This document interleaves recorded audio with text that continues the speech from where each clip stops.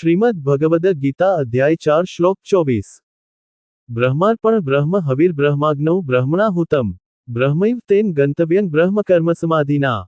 જે મનુષ્ય ભગવદ ચેતનામાં સંપૂર્ણ તલ્લીન રહે છે તેમના માટે આહુતિ બ્રહ્મ છે, હવિ બ્રહ્મ છે, સમર્પણ બ્રહ્મ છે અને યજ્ઞનો અગ્નિ પણ બ્રહ્મ છે।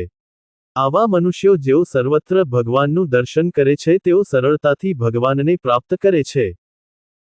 વાસ્તવમાં સંસારના પદાર્થો ભગવાનની ભૌતિક શક્તિ માયાના બનેલા છે।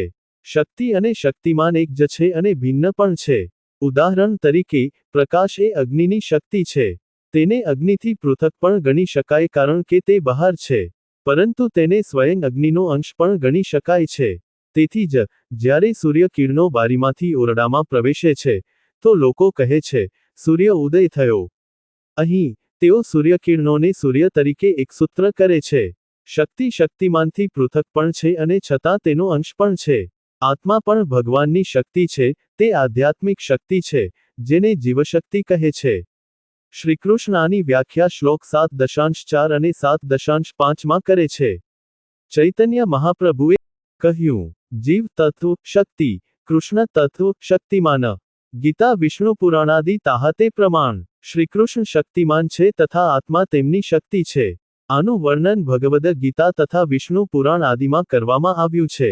આ પ્રમાણે આત્મા ભગવાનનો અંશ હોવાની સાથોસાથ તેમનાથી ભિન્ન પણ છે। તેથી જેમનું મન ભગવદ ચેતનામાં સંપૂર્ણપણે તલ્લીન થઈ ગયું છે તેઓ સમગ્ર સંસારને ભગવાનથી અભિન્ન અને એકરૂપ જોવે છે।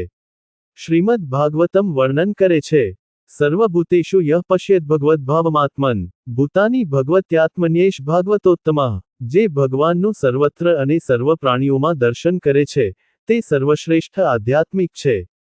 આવા સિદ્ધ આધ્યાત્મિક મનુષ્યો કે જેમનું મન ભગવદ ચેતનામાં સંપૂર્ણપણે તલ્લીન થયેલું છે તેવા મનુષ્યનો યજ્ઞનો ઉદ્દેશ્ય, યજ્ઞની સાધન સામગ્રી, યજ્ઞની અગ્નિ અને યજ્ઞ કર્મ આ સર્વને ભગવાનથી અભિન્ન માનવામાં આવે છે।